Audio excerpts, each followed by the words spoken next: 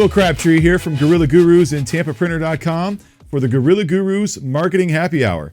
Today we're going to be doing SEM and Mojitos. For those of you that don't know, SEM is Search Engine Marketing. Our guest today is Mr. Claudio from Renzo's, my brother from another mother. How are you today, man? Great to see you, man. And then my co-host today is Mr. Michael Paskas. So we're going to get started on some Mojitos here. We're going to cheat a little bit. We've got a pre-made mix just for the sake of speed and noise. We're going to do any muddling today. So hopefully that's all right with you guys. And I'm not going to lie, when you said, just so you don't, for those that don't know, I really thought you were going to explain what a mojito was. So I was like, I should have explained what a mojito was. Yeah, I came in with the expectation that this was just as much about the drink as it was in the marketing. But it is, and it should be. And he kept asking me what I wanted to do, but we to muddle or not to muddle. If we get invited again, well, I'll do the mojito next time. Okay, you'll be the bartender. I've been practicing. Yeah. Now you make a mean cocktail. I've had many a cocktail made by Claudio, and they are quite delightful. It's I like to think that every cocktail is different. Obviously, you want to follow like a formulation, but once you get comfortable with a cocktail, depending on the base of it being like, the liquor and then the mixtures to it, I think that you can actually fine tune it to the person's likeness or mood, or, it's something that I like not to make the same every time. Yeah. It's just like cooking, right? It is. You add spices here and there and, a little bit of this, a little bit of that. And obviously, I'm not measuring much here. I'm just kind of throwing stuff in, which is usually how I mix a cocktail. That's good.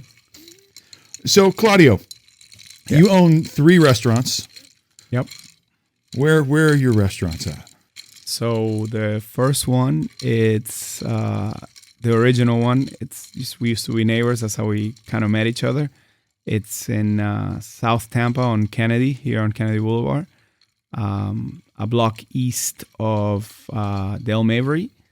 And then if you take that very same Del Mavry and you drive literally 10 miles north of that, you'll find our second location, which is in Carrollwood.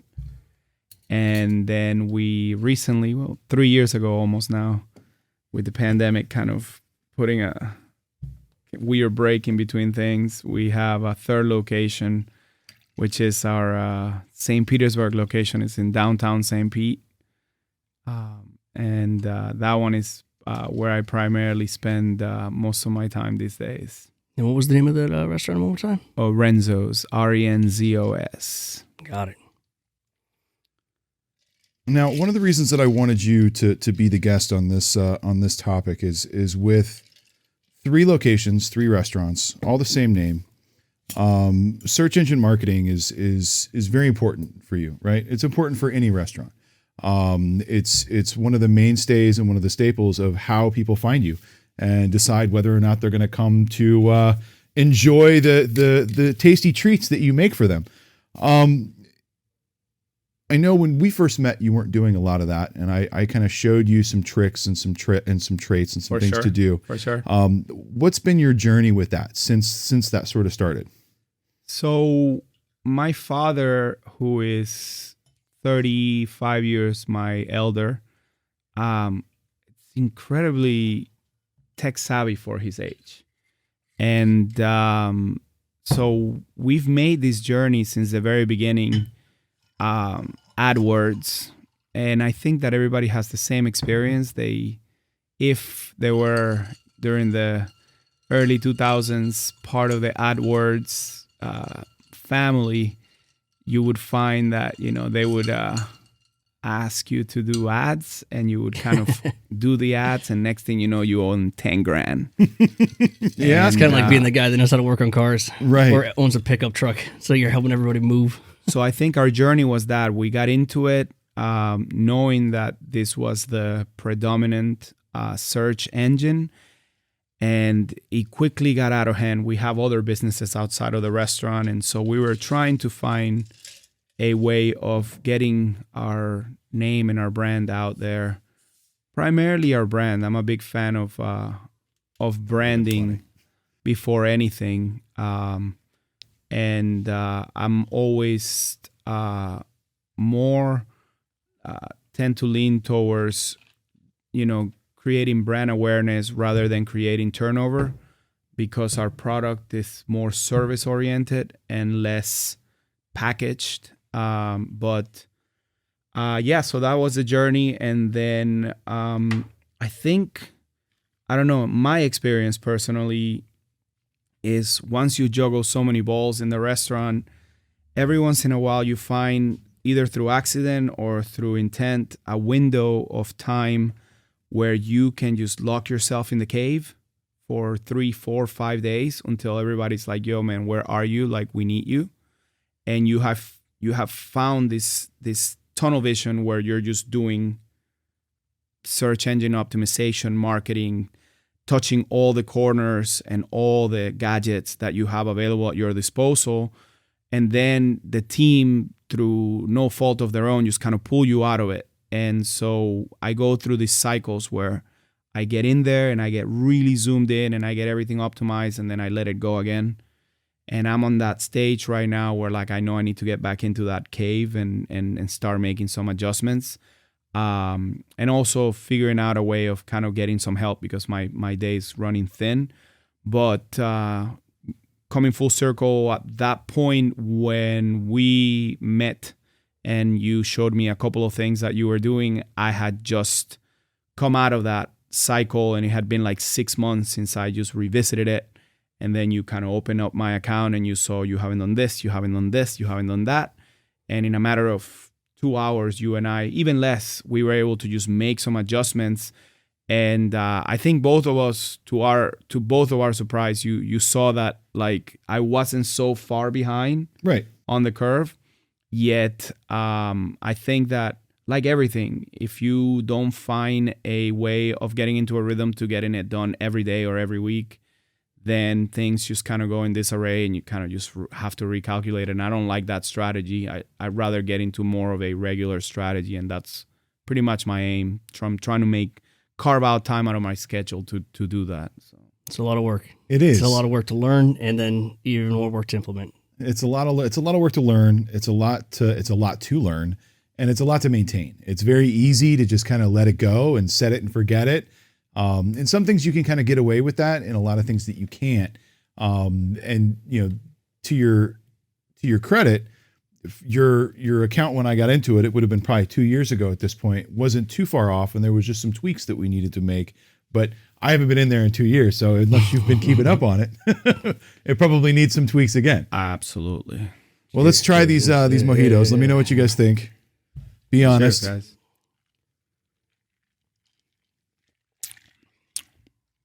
It's refreshing. I mean, nothing better than sitting on Florida. a pool or on the beach. Yeah, It's a nice, refreshing drink that still gets the job done. The mint is crazy how the premix drink just kind of gives you that, like, Disney World essence of mint without having, like, the real mint there, Or spending $20 on it. Or, Well, here's a secret. You can spend $50 in Publix and get this much mint. Sure. A couple grams of mint. Or you can go to Samoa, which is the Chinese market, and you can get $5. You can get all the mint you want. Then again, it's just, and it lasts a lot. Then it's just a matter of how much you use it. It's not really $50 for a gram of mint, is it? No, it's outrageous though. Like in Publix, you get a little. I'm being exaggerated, but for the amount of mint that you need to make 12 mojitos, you literally would spend $50. I'm not exaggerating. Yeah, I mean, you do need a decent amount to muddle, so because you're really just hitting the oils out of there. So, yeah. And It's good, though. This is it's a Cuban ingenious way of drinking more rum more often. Yeah, and having fresh breath while you do it. Yeah, I mean, I always like an excuse to drink more rum. So, are you a rum drinker? I am. I like rum. I've kind of gotten away from the rum in the last year or so. I've started drinking more bourbon. And vodka too. You're kind of a fancy vodka guy. Vodka's always been a mainstay. Right. I've always been vodka. It was vodka or rum, and now I've kind of gone vodka or bourbon. And I'll throw rum every once in a while. Lately, I've found that like European people love Cuban rum or Puerto Rican rum. Like, I guess what you don't have is what you crave. Yeah. So I was watching a documentary on Michael Schumacher, the F1 driver, and I guess that's what they used to drink, like Cuba Libres, like just rum and Coke. Right. And I just never picture. I always picture them drinking like champagne or cognac, super fancy or stuff. Jägermeister. You know what I mean? Jägermeister. Yeah. I think once you get out of college, horribly wonderful memories related to again, we need to Jägermeister. do this podcast again, and I always tell Will that's the biggest philosophical difference between me and Will is that, you know, he's Terminator 3D when it comes to business, and I'm more like, hey man, we're gonna get to the business. Let's just get some drinks first. I don't know. I think we found a nice little balance there lately, hitting up these events that we've been going to. So yeah, starting to run them dry. I do like my cocktail, and I like my cocktail at around 4 o'clock. Cocktails, plural. Yeah. You say 4 o'clock because that's when they happen to open a bar. You just, I like how you pick up. Yeah, around 4 o'clock. I mean, if the bar was open at noon, we'd be sitting at noon.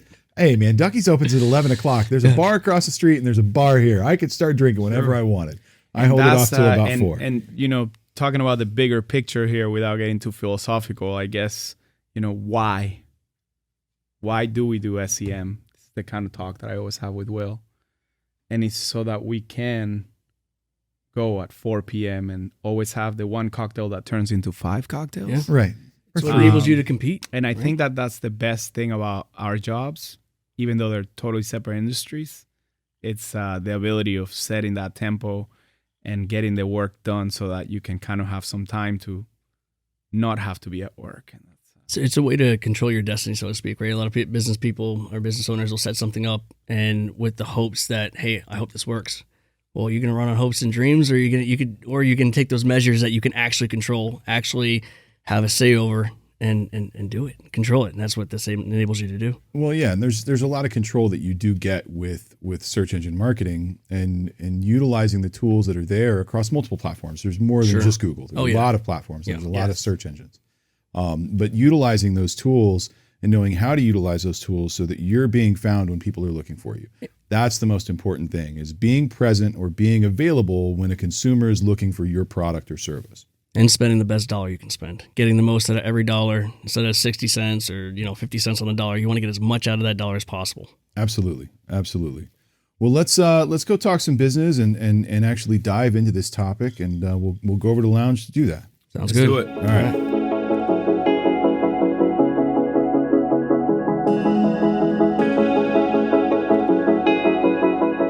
So, Claudio, how have you used search engines to market your restaurants, and give us a little bit of detail on some of the things that you've done, different tools and different tricks that you've been able to find on your own or that you've learned? Yeah, so I think that I always think the scientific method when it comes to things that I don't understand very well. And so my approach has always been kind of like not to be the biggest fish. I think Einstein or somebody said, like, like we don't really necessarily want to be the biggest fish, because the biggest fish there's always a bigger fish. Mm-hmm. And so the more you attract, the better. But the more you are exposed as well. So I always wanted to match our trajectory as a restaurant with the search engine optimization marketing strategy, which would be just to kind of give people like I call them the loud boys, like the big steakhouses in town.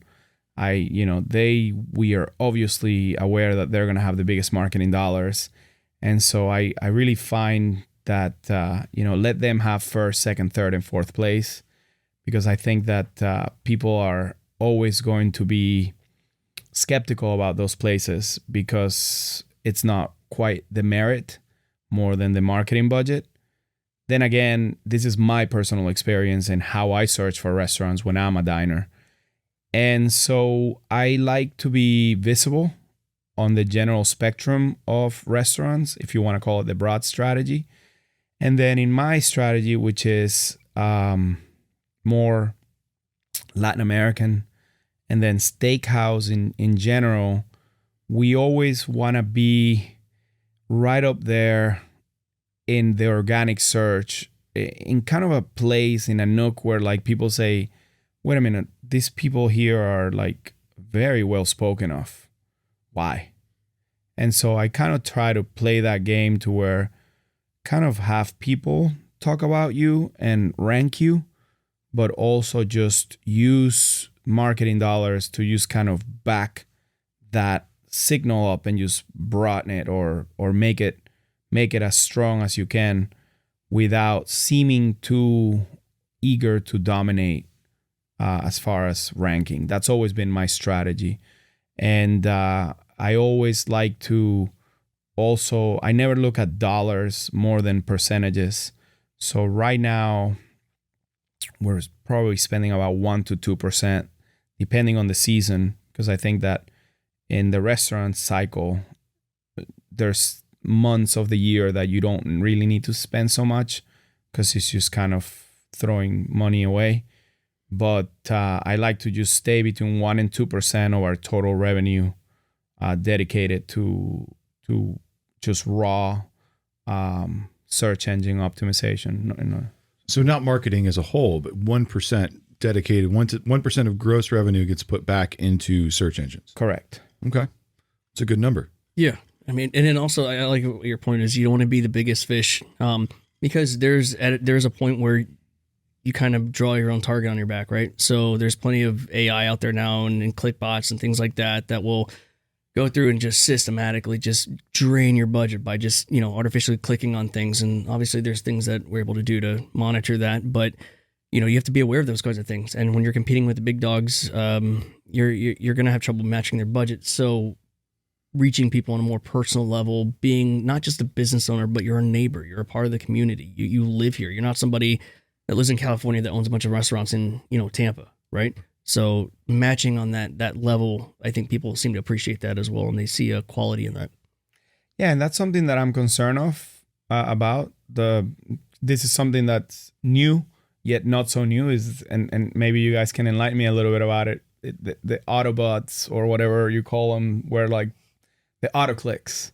I don't have any way of knowing, or I haven't, dived into how to figure out whether that's happening or not. It happens on everybody's campaigns. Yeah, there's software. There's software that you can use, and there's yeah. My strategy is always like, don't spend too much then. Yeah, but you're concentrating on the right things. Is you're looking at conversion percentage as opposed to just dollars spent, right? Like, and that's the whole point of doing this, is to spend the dollars so that you're making back more than what you're spending, right? And as long as you're doing that, then you're doing well.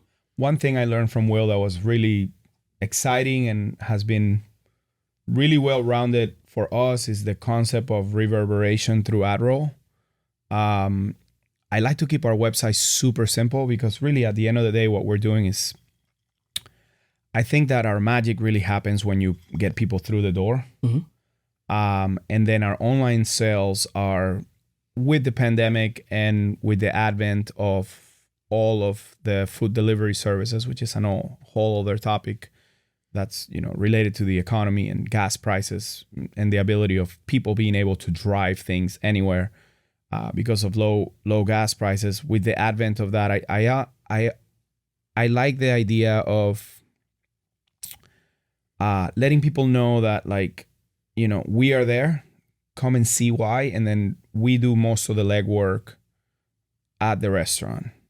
So I spend, I would say, a majority of my time curating the visit rather than exposing what my visit is going to be like on social media. And that's something that I also learned from Will, which is, it's just how much you want to say, what's enough, right. What are the keywords that are going to draw people and that are going to give you a competitive edge to get people through that door.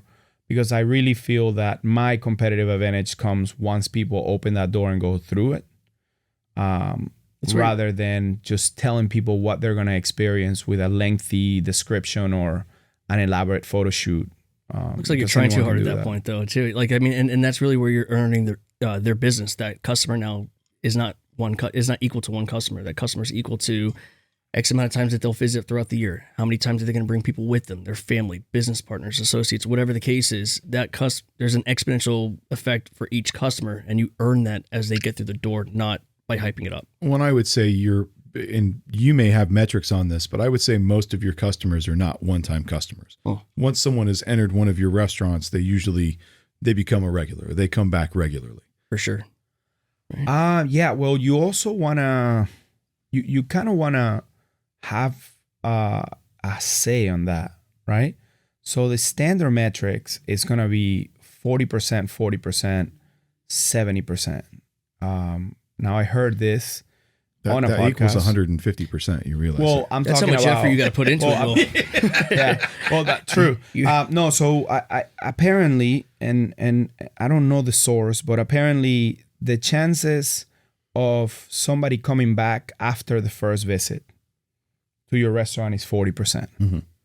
The chances of them coming back after a second visit is also 40% across the United States historically. That's within a calendar year? Within a lifetime of a restaurant. Oh, wow.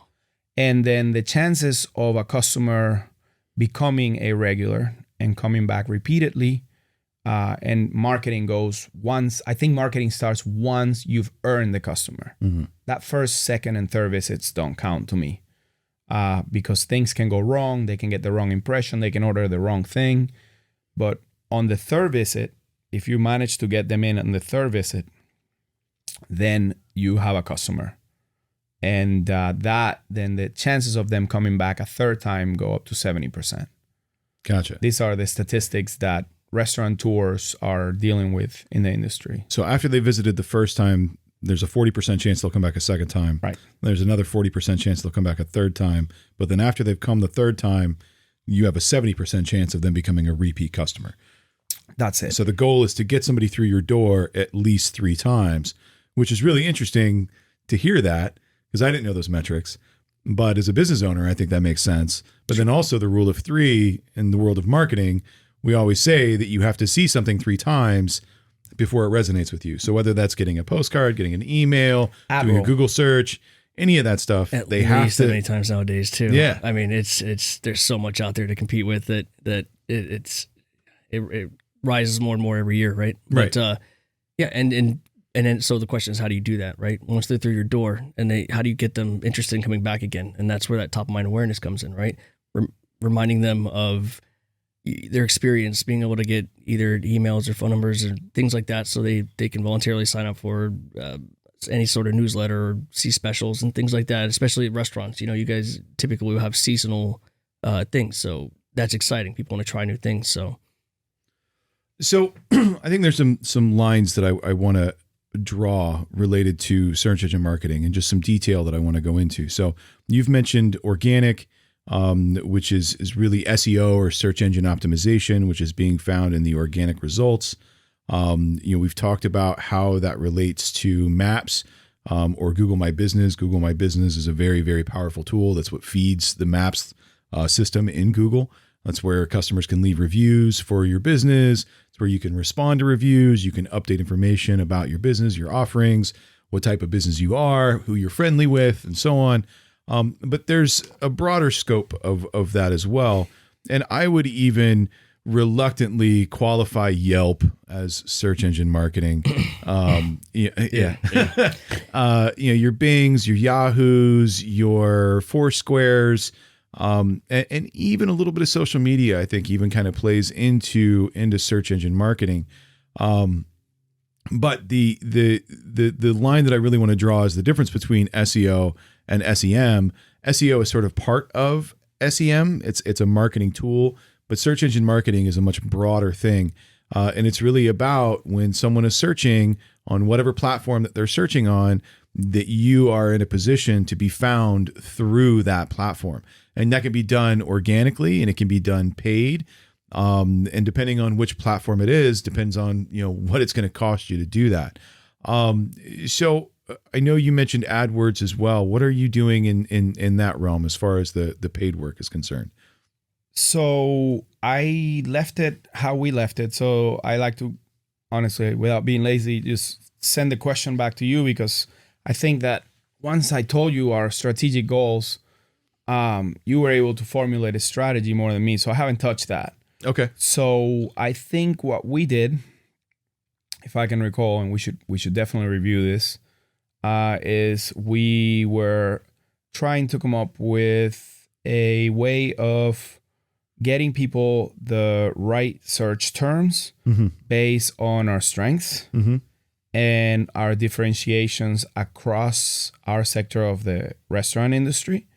And so that would be we were trying to diversify the search engine marketing strategy into 3 different areas. One was to build the brand that we've had for 15 years. So that would be like the reminder, you know what I mean? So that was pure strategic Renzo's, the logo. I forgot the term right now. It doesn't come to me. Impressions, right? Is that what we're talking about here? Yes. Right. And then there is search. And then the other 2/3 of that was the search. And then you broke it down wisely. And again, I'm an incubator of good ideas. I like to think, not necessarily a creative person in the sense that I can come up with these good ideas, but I can literally smell when an idea has potential. And so the other 2/3, leaving aside the impressions and the branding, which is the daily reminder for those people that have visited us more than 3 times, was the strategy of, what we call nuking Tampa Bay, reaching all the way from Fishhawk down to Bradenton, all the way up to Trinity. Figuratively. Right? Of course. Yes. Nowadays, and then the other one was to get into the specifics of what our competitive strengths are, as far as like our dishes that are very, very, in the case of him, it was interesting because we used him as patient zero, as far as Will is a customer, he is a regular, and he has a very, very informed opinion of our menu. He knows it, back and forth. And so, he was able to say, hey, there is a lot of people that do steak, but there is few people that do sirloin the way you guys do sirloin. And so how do we remind people that this is the place where you want to come and get sirloin? And so that was the strategy, right? So we divided it into impressions, 1/3 of the strategy, and then search, 2/3 of the strategy, with 1/3 of that being a broad search of the restaurant industry, where we don't want to be, too far behind, and the other 1/3 being something that's more specific. So a broad search, a specific search, and a impressions branding search. And I like that, because when I can quantify and when I can get granular information on all 3 segments, it makes it more digestible. It makes it more, which area do we need to go to? Right. Yeah, and I think one of the benefits that you have, and you're not the only one in Tampa or in the world or the United States that has multiple locations, right? So when you look at like a franchisee's website, so a franchisee will have, blah, blah, blah.com/Tampa/ some random number at the end, right? And that overarching website that has a national presence has a great SEO on a national level, but at a local level, it has a garbage presence, right? Because they're basically kind of lumped into this one website, where from a local standpoint, with 3 locations and having 3 locations in the map, so you have 3 Google My Business pages, and each one having their own. And even though you have one website that feeds those 3, it's still a more consolidated thing. So you actually wield a very big stick in the market as a restaurant owner and as a business owner in your industry, because you have multiple locations. And that's what a lot of people don't necessarily realize, is that having multiple locations within Google My Business gives you a lot more juice than just having one. Yeah, absolutely. And then, without getting too technical, it gives you more power over the short tail keywords as opposed to long tail and things like that. People are, they're going to go to you can go anywhere to eat, right? Like there's no shortage of restaurants, but there has to be something unique about you. There's a reason they're going to go to you as opposed to anyone else, especially someone that's never been to you. So by showcasing those very specific things on your site and then making it convenient for people to go there by having those multiple locations as a local entity, instead of having to drive across the bridge to St. Pete or vice versa, things like that, it's like, I've heard of this and it's closer. So I get to go enjoy myself. I don't have that much of a ride and things like that. And, and then you still get to have that small business feel. You get to have that special, the thing that makes you special and uniqueness amongst anything else. Now, are you posting pictures or posting any kind of content on your My Business pages? Yes. Okay. So I have a cascade strategy for that. I look for great content that I consider universal. This is content that, I don't know if you knew, but I've been doing marketing before the internet. So I'm old enough to have been working with marketing agencies before there was social media. And so for me, a great marketing campaign starts with an idea that then can be turned into a visual, that then can be turned into a copyright, that then can be turned into a campaign. And so I've never been able to just suspend that and think in terms of 2021. I'm still stuck in 2004 when it comes to the way I do marketing. And so the way I do content is by starting with something that I really like, that I stand behind. Really, one of the core pillars of our business is we tell people that everything they're eating in our restaurants is stuff that we ourselves would be eating at home. So if we didn't have restaurants and we were cooking or eating at home, it would be very much the same thing that they would be getting at the restaurant. And so when I find whether through accident or through intent, when I find a really good image of a dish, right, I look at this as the top of the pyramid, right? And then immediately I'm drawn to putting a caption on it. And immediately after the caption, I become more structured as far as looking at it in terms of like a pamphlet or what we used to have, those trifold brochures, and so I start thinking about the image is 1,000 words in someone's head who doesn't have time to read. And then if they didn't have sight, they would have to hear it. What would be the phrase that would keep their attention? Shouldn't be more than 5 seconds to read it. And then if they wanted to find out more, give them a sentence, perhaps two, or a paragraph that describes the image that's on the very top. And then once I have that core set of principles on the campaign, then I distribute it and I go, so that is the campaign. That is the marketing piece that we're going to work with. And then from there, I take it to Google and I put it on the 3 Google My Businesses. And then I will copy paste literally the same exact information. And so now we have Google, and then I'll post it on Yelp, and then I'll post it on Facebook, and through Facebook, I'll copy it to Instagram.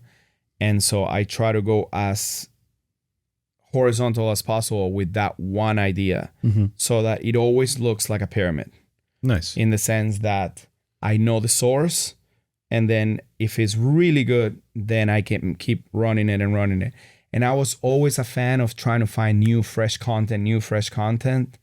And then I realized that, musicians have been doing it for thousands of years. When you get a hit record, you run it over.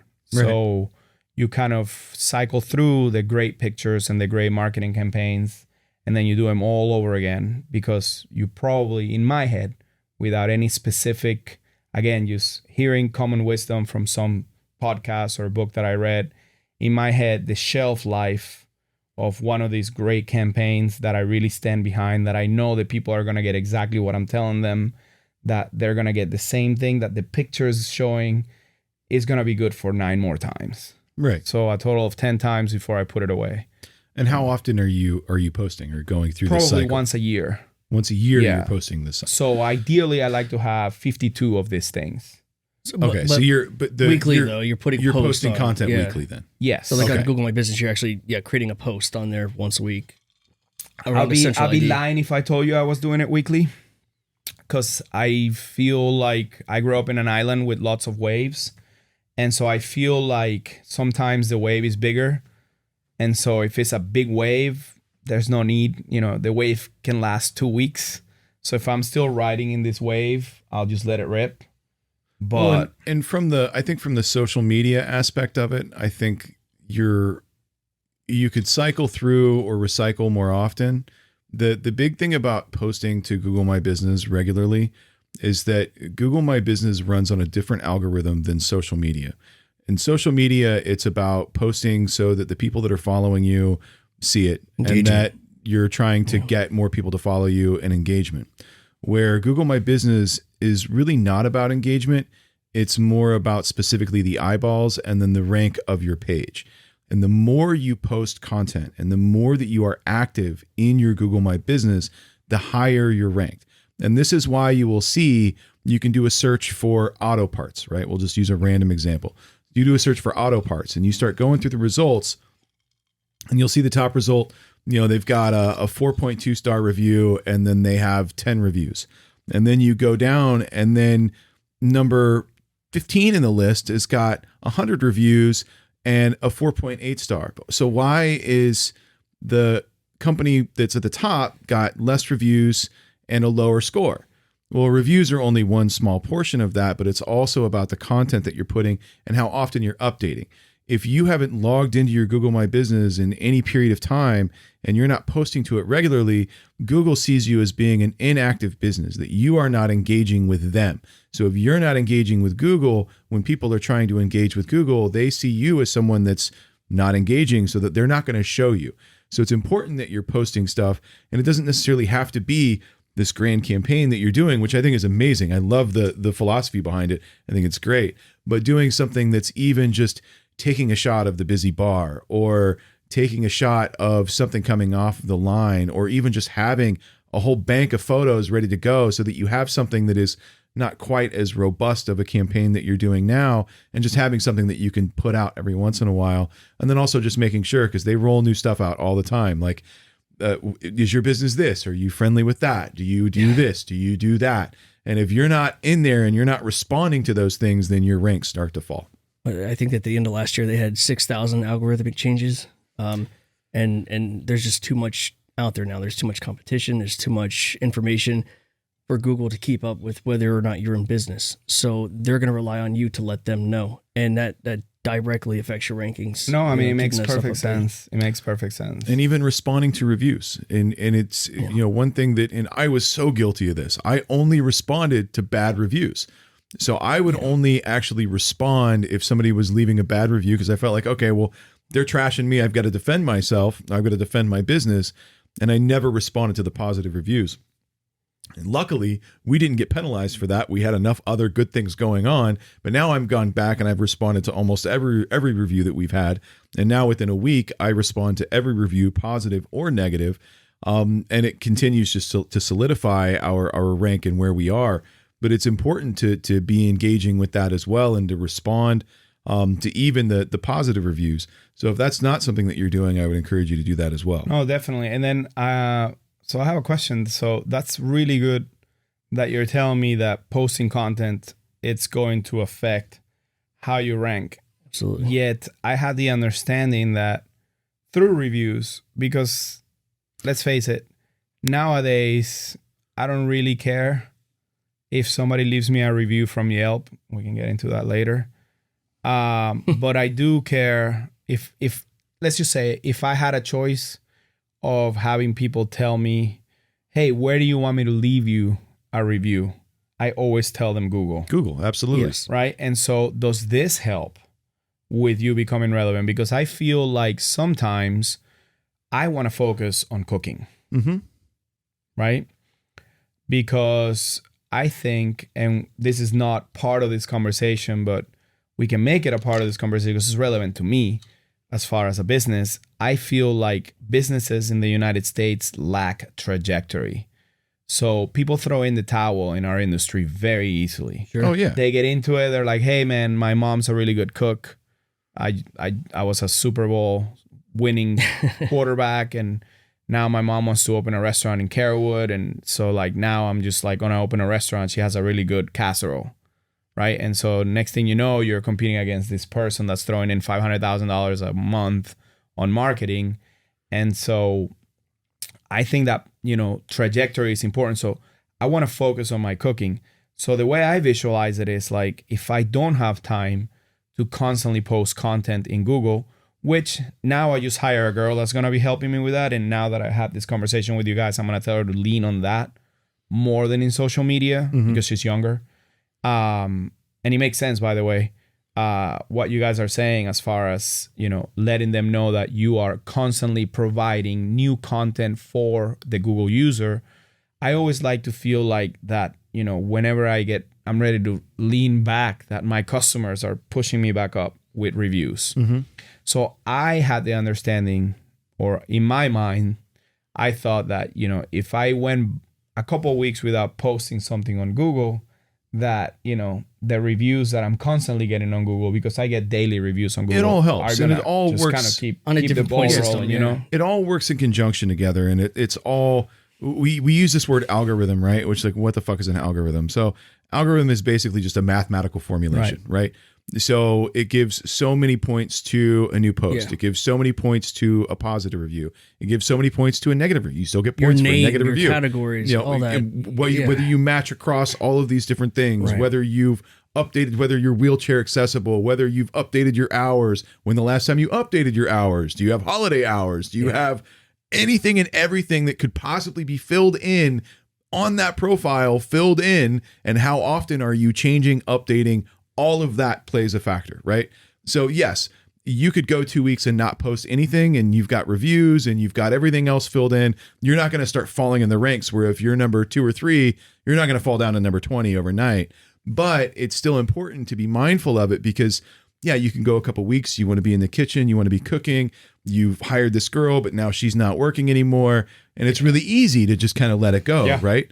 So it's important that you're paying attention to it and that you're mindful of it and knowing that, like, I haven't posted anything in a couple of weeks and I haven't gotten into that profile to check to see if there's some new weird thing that Google's throwing at me to make sure that I need to fill it in. We were just talking about the stuff with the environmental stuff, how they're doing that. They're making changes to not just show you the fastest way to get places anymore. They're going to show you the most fuel efficient way. Right. And believe it or not, what I found over the years, and you're not going to believe this, but most business owners have no desire to market their own business. Which, I mean, at the end of the day, you're doing what you're doing because you love doing it, right? You started a business because of this passion that you have. You obviously have a passion for cooking, right? And that's why agencies exist, right? Like to do the work that they don't want to do. That's why you typically don't have a CPA in-house or a business lawyer in-house, right? Like they're on retainer, or you pay them to do a service when you need it.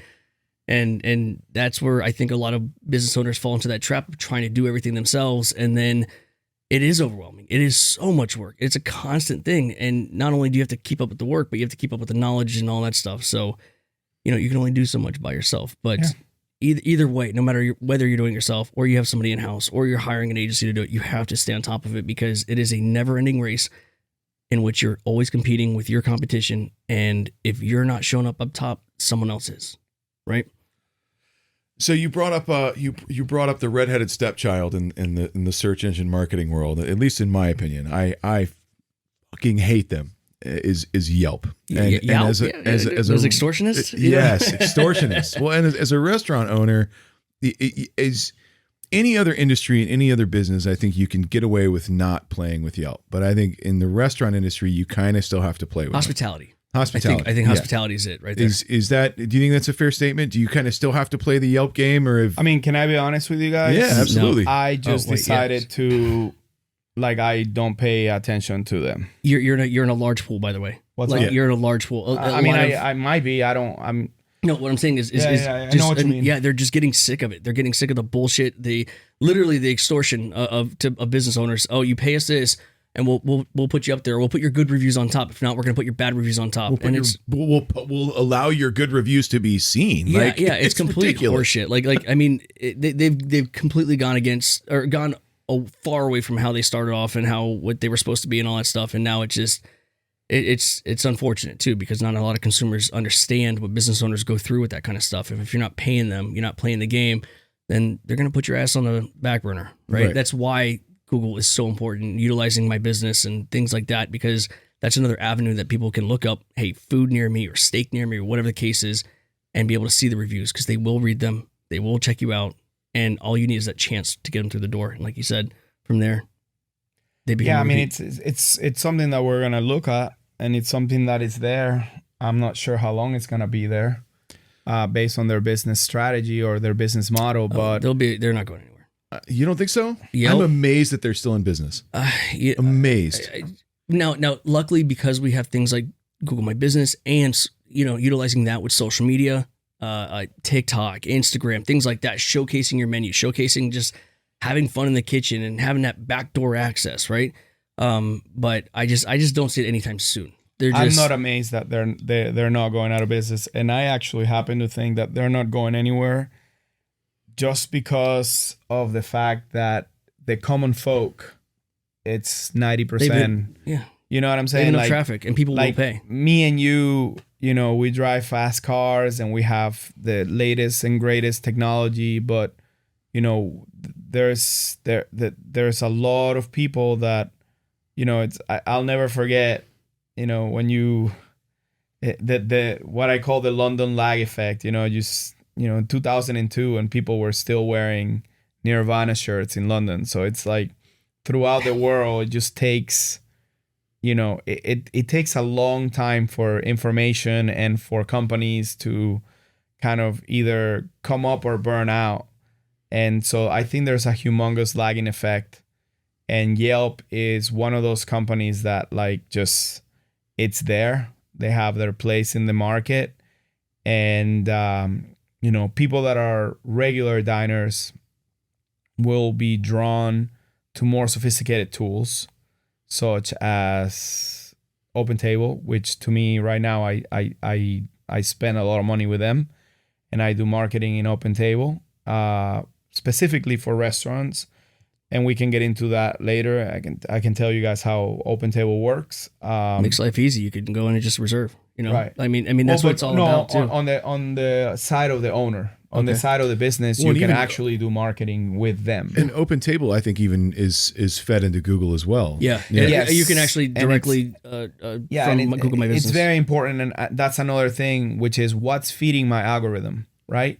Because I think that a lot of, obviously, the most direct way of providing information to Google is to posting. Mm-hmm. We have come to that conclusion right now, and it's the lesson that I will walk away today with me, and immediately start looking more into. But when you look at, for example, OpenTable, right? In OpenTable, I have a interface that allows me to sit walk-ins and to sit in my reservations.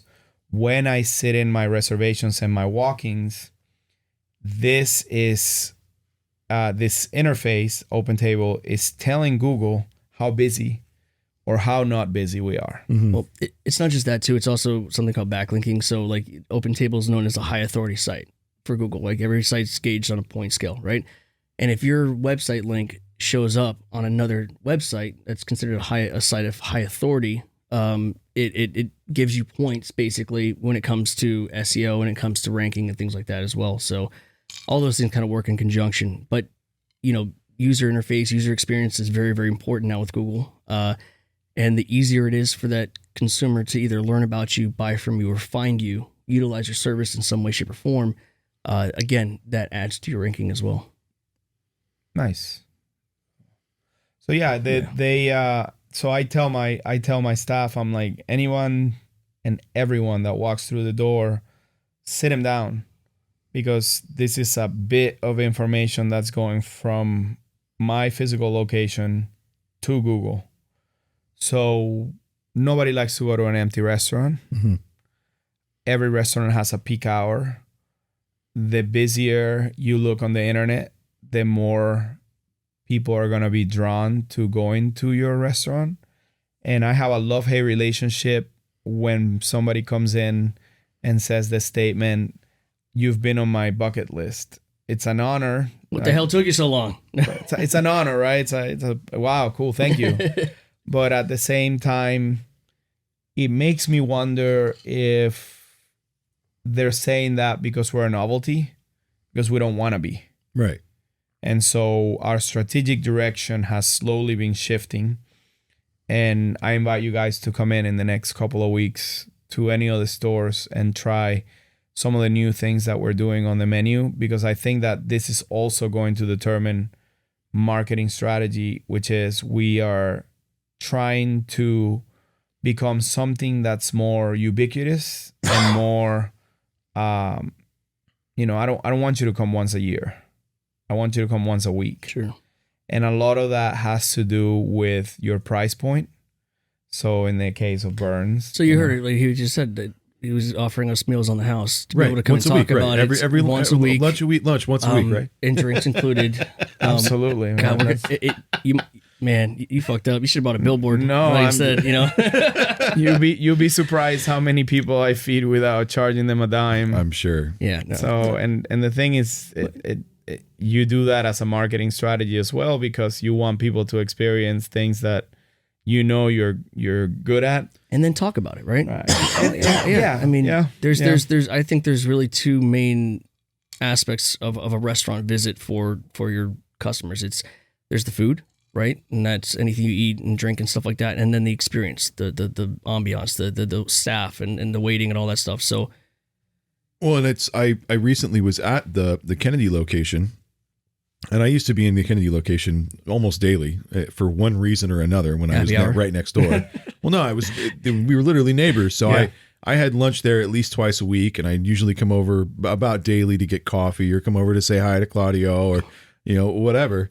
But now that and it's like I've moved across the country. I'm just like 5 more blocks I know. away. It's like right down the road. It's not that far, but it's not that close, right? Right. It's the level of convenience. Now I'll tell you, I don't spend as much time at Ducky's as I spent at Renzo's, with Ducky's being across the way. Not a slight to Ducky's. I love Ducky's, but it was different to be able to just go over and just be like, hey, I need some picanha, and then go back over to my desk for 15 minutes, come back, and it's ready to go. And even a lot of the times, somebody from the restaurant would just bring it over to me. I didn't even have to go back and get it. They would just bring it over. But the point that I was making is I was in the restaurant recently, and it had been a while since I'd been in, and you guys have completely done a total remodel to Kennedy, and I love it. It looks amazing. And I feel like a lot of the things that I said, you kind of took to heart, and I think a lot of it you were already doing before I said something about it. And it wasn't just you, it's just the what's the saying that something has to match the carpet or whatever, like the whatever. I don't think You that's know what I'm talking about? I mean, there's a saying along that line, Yeah, but I don't think it has that anything to do one. with marketing. Yeah, the hair has to match the carpet, something like that. No, well, they just the point is, the people that know our food, but the difference between, you gotta understand, we started Renzo's in 2009 with a impossibly small budget at the bottom of a financial crisis where our family assets were basically completely gone. So it was a something that forced our hands, and we wanted to do something that was we wanted to get it right. You see what sticks, but this one we said, let's do something that, in order to get it right, we wanted to do passion. What do we get? What are we into? What's exciting for us as a family, because we're a family business. And so it's long overdue, where we don't want you to come being the best, hottest lawyer in town. We don't want you to come during the weekday for lunch and bring your customers there for lunch on the weekdays and say, this place is awesome. We get a great deal. We get great value. We eat well. We feel well after we eat it. And then on Saturday, when that same customer has his girlfriend or his mother flies into town, they go to Ocean Prime. Now, we're not going to look like Ocean Prime anytime soon, but we wanted to make sure that the, like he was saying earlier, like the ambience and the seriousness of the restaurant was matched. The food was, it's an experience, right? So we wanted to create a leverage between the way we look and the way the food tastes. And so little by little, and it's an interesting way of, I know we're talking about search engine marketing, but it's interesting how you can really beat yourself up over not having a couple $1 million to just knock it all down and do it exactly how you want, and having to do it like little by little. Like this week, we're going to do the ceiling. Next week, we're going to do the floors. Next week, we're going to do the bar. Next week, we're going to do the bathrooms. And it's just, and then some, because when you do it like that, it just kind of becomes clusterfucky. But it also becomes a story too, right? Like you got to think about it that way. Like you're building, and you're building within the community. And as you earn these customers, those customers are getting you more resources to do things with. And in the same way that you're building your restaurant and that you're remodeling your restaurant and that you're doing this week and you're doing this the next week, the same could be said for marketing, right? So you don't have to come out of the gate with a $500,000 a month budget, which whoever restaurant you're talking about that has Mom's Casserole that's spending $500,000 a month, send them my way, because we'll totally take that budget and run with it. But you don't have to have the most massive budget to start marketing your business, right?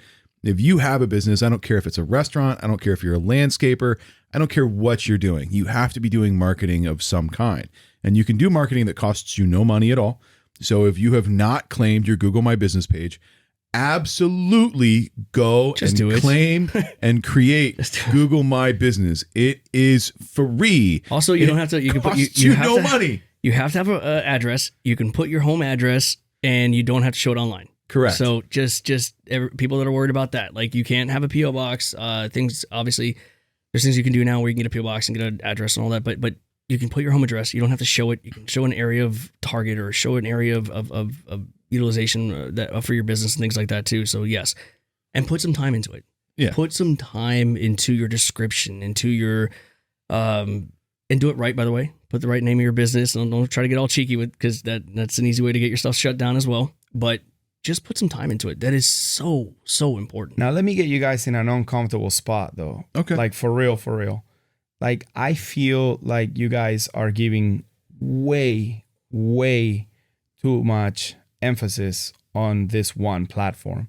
Now, they are everything right now. But, however, isn't... How fast we were ready to respond. Right. No, I'm just saying, like, is there anything else that absolutely we talked about Yelp and how everybody's bashing on them, but the point is, I guess Google is the search engine of our time, of our era, of our epoch. Sure. However, what's next? Voice. So understand this. Okay, so when marketing, there's many platforms, social media, stuff like that. Yes, this just happens to be our conversation piece today. The Google My Business is, think of it as a foundation, right?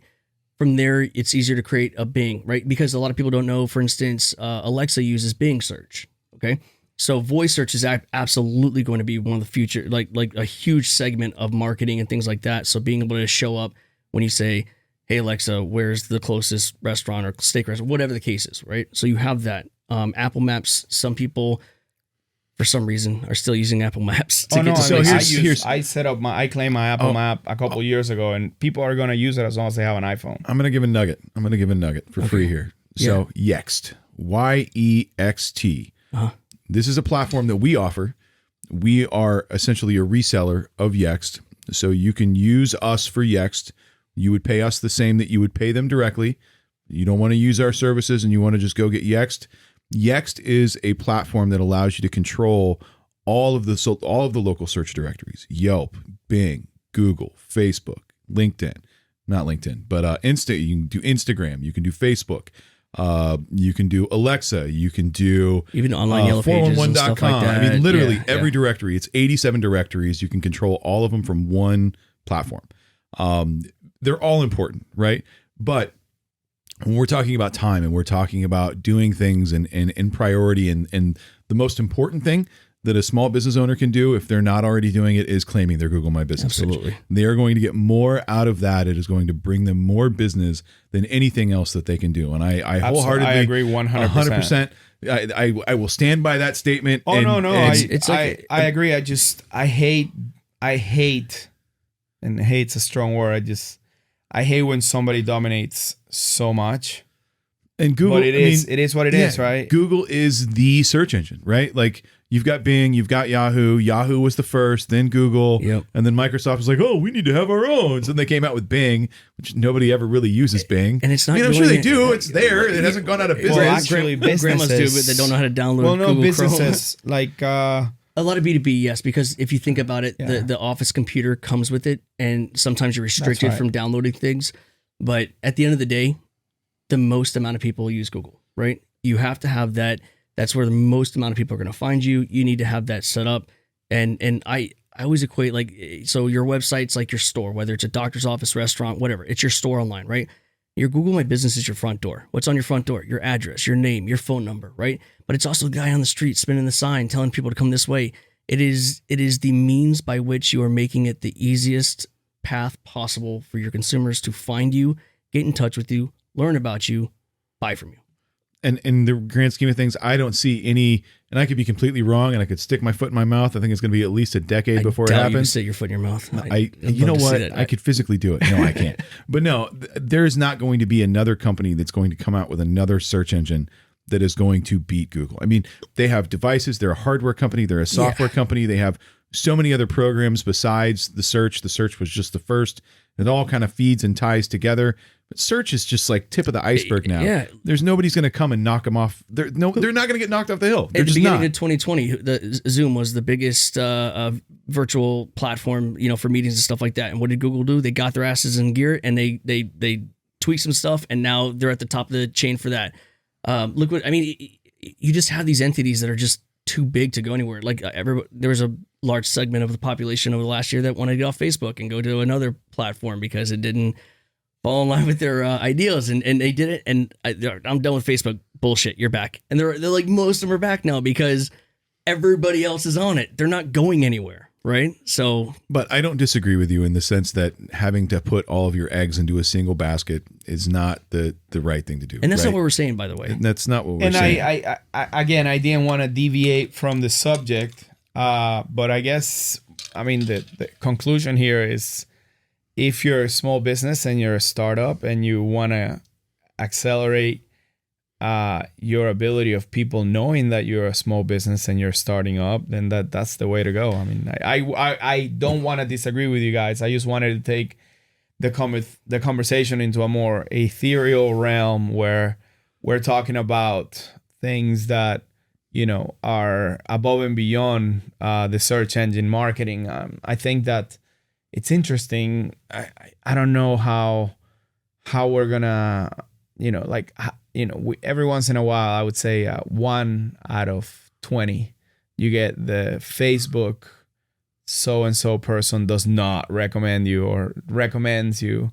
And so I'm wondering how, especially right now, this is so relevant because Facebook is going under so much scrutiny lately. I wonder how much longer, and how long it's gonna be, and how many people have they already managed to. I guess what I'm trying to say is, I think that for a large majority of consumers, or for a large segment of consumers, Google is not their internet. No, Facebook is their internet. Facebook is, yeah. And there is, we talked about, we've done a podcast on social media. And social media definitely has its place. And but I don't go to Facebook to look for restaurants. You don't. No, you don't. But some people do. Yeah. Yeah. Or just, I think of... I don't. You know who does a great job? Like a local restaurant? Hattricks. I like Hattricks is a good restaurant and stuff like that. On Instagram, they're killing it. They hire pretty girls. They take pictures and they showcase the food. Sure. But they get the views and they get the engagement and stuff like that. And you're just scrolling across your feed and you just happen to follow them because you're into food or you want to try different things or you like pretty girls whatever. I'm not saying that's why I started following them. No, man. they only hire pretty girls, but aside from that, I think that the way, again, there's just always a access point and a chicane when it comes to this race that you called it a race. The things that slow you down and the things that allow you to go faster. And I think that as far as Facebook, it's you have to have it tied into search engine marketing, because what's going to happen is your business becomes a friend of this person in Facebook. So I don't think that social media and search engine marketing at this point in our conversation are two separate issues, because what I have found is that on a Saturday night, let me just put it to you, and I do it. You remember back in the day when the analysis of search engine optimization was rated on your health, whereas if you posted too much, your health would go down. And if you posted too little, your health would go up, and you just wanted to find that perfect balance. What I think that Facebook does, or the way I use it is, and I have the metrics to show it, is if on like the end of September, like I saw my sales, like, the peaks and the valleys. Obviously the peaks are on the weekend. So my first week of September was here.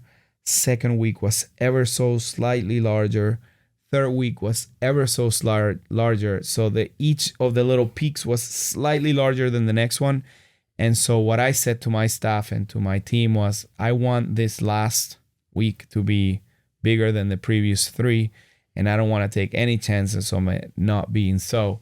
And so what I did is I did a Facebook ad campaign. And so what happens is you sneak into people's psyches and into their feeds. And so they're not searching for you, but they're going to see you. Yeah. You show up at the same places they hang out. Well, where are we going to have dinner tonight? And then you just show up in their feed. Boom. Yeah.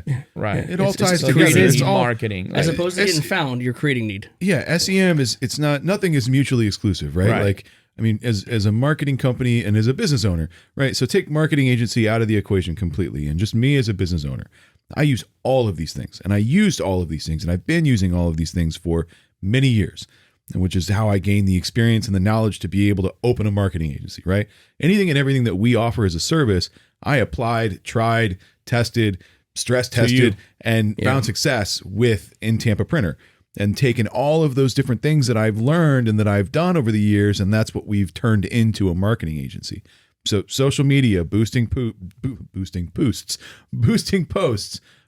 posting unique content, consistently posting unique content, doing paid advertisement through the search engines, through the social media platforms. You just want to show up everywhere. Doing networking. Anywhere and everywhere that you can. And it's not cheap, right? Like I spend a lot of money in advertising. Or time. Both. Yeah. But that's part of being a business owner. That's part of starting a business, is you either have to dedicate your time to running your business or dedicate your time to marketing your business, or doing both. And if you're doing both, then you're going to work 90 hours a week like I used to. Or you have to hire someone to do one or the other, right?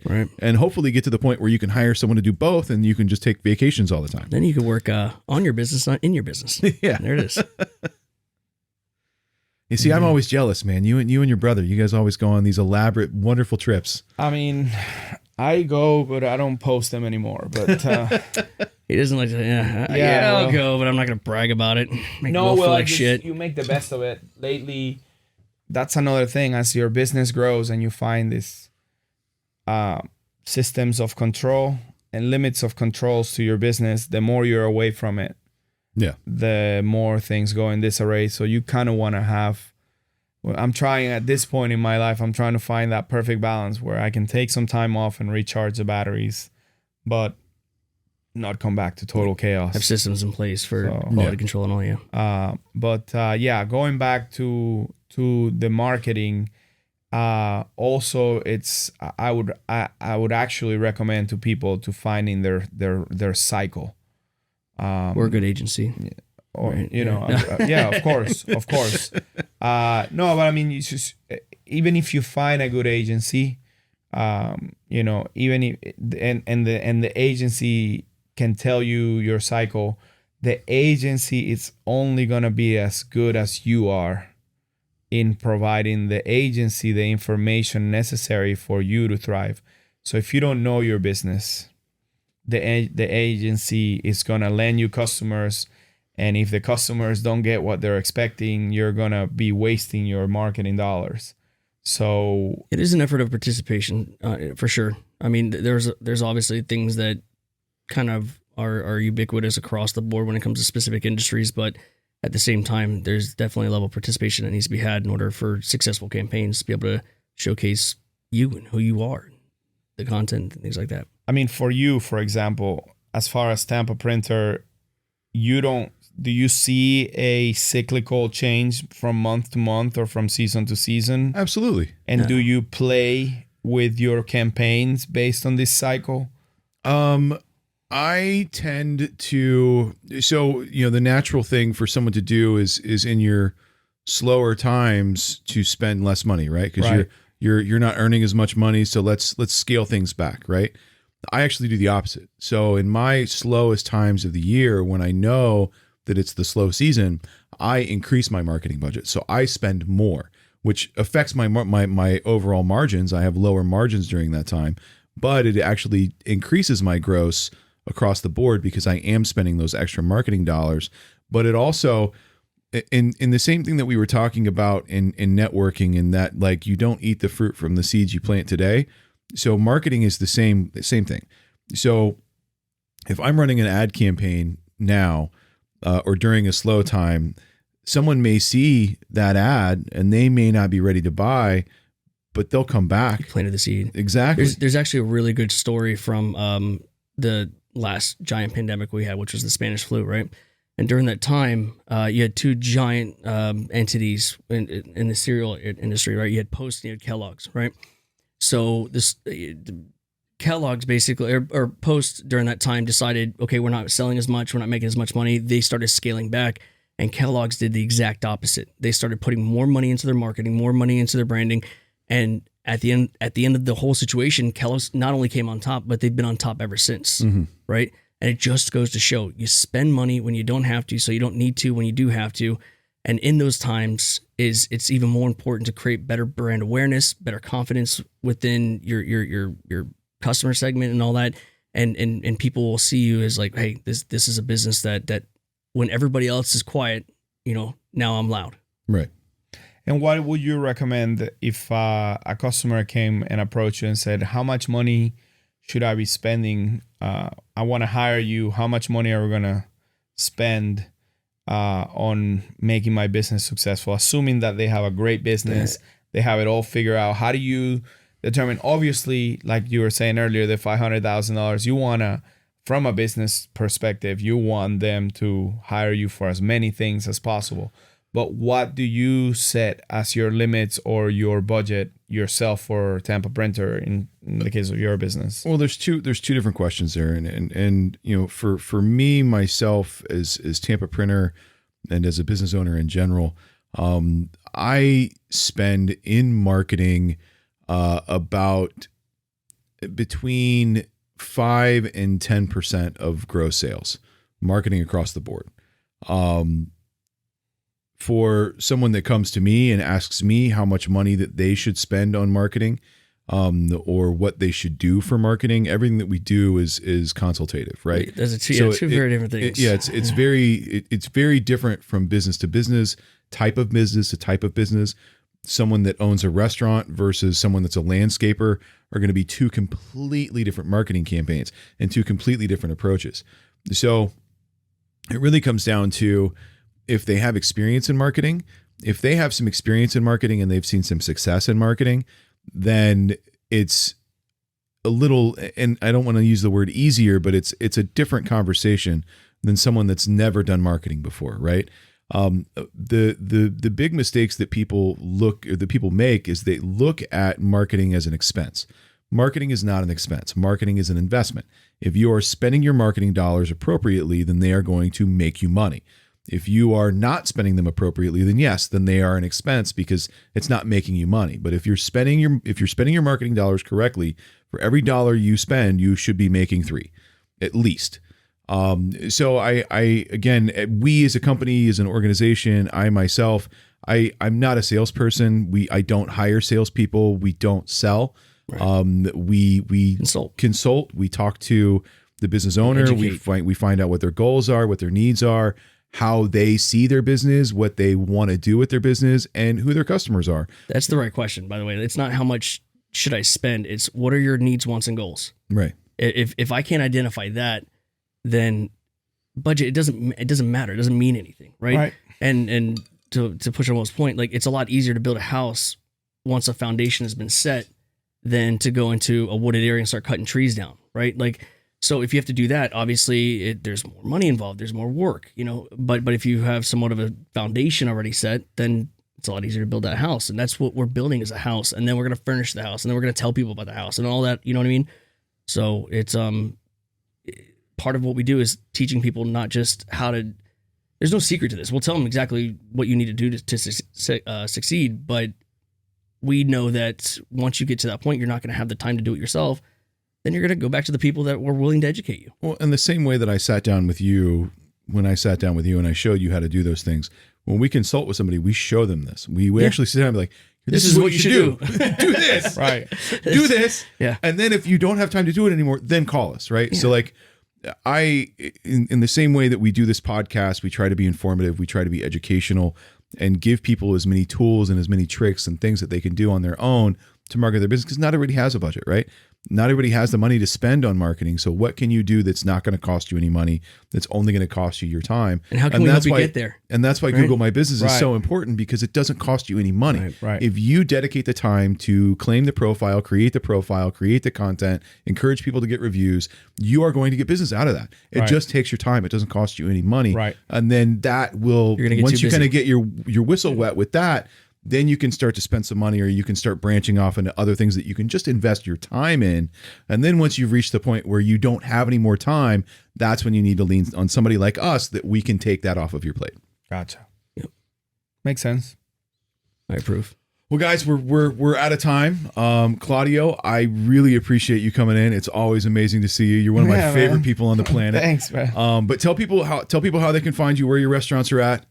So we have 3 locations: South Tampa on Kennedy Boulevard, 1 in Carrollwood. Just look it up. Look us up on Google. Yeah, Google Renzo. Yeah, Google they Renzo. are awesome. Okay. Yeah, for sure. Argentinian steakhouse. Yeah, Argentinian steakhouse. We're we'll talk about that some more in the future. But the people don't know what Argentinian steakhouse is. They used to. They don't know anymore. So we're just a steakhouse now. Yeah, and we invested a lot of time in over the pandemic. The silver lining is it created a lot of time for us to reinvent ourselves. So we have a full range of new things that we've been cooking that have been in the family recipe book for a long time. So we're doing some incredible seafood as well, importing seafood directly from providers all across the world. And so we're really excited to not just be a niche Argentinian restaurant anymore, and we're transcending that, and we're very, very, very set on making that a reality, because at the end of the day, you don't want to catty corner yourself into just one niche. But yeah, we do have our traditional steaks are from Argentina. The way we cook the beef is from Argentina. The beef that we do is from Argentina. And so we invite everybody to come. Renzos.com, straight up and Google. You can, at this point, we have thanks to Will, we have established ourselves very much so. And don't forget the little things, man. Don't forget the business cards. Don't forget good signage. Don't forget everything else that complements that search engine marketing. Absolutely. Because you do live in a physical world. We still live in a physical world. And so, having a great sign, having great displays and Menus. all menus and everything else that comes with it are just as essential, you know. So yeah, man. Right on. And thank you. Absolutely, man. Yeah, Thank yeah. you. And thanks, Mike, for joining me today. And we'll see everybody next week. All right. Yeah, sounds good.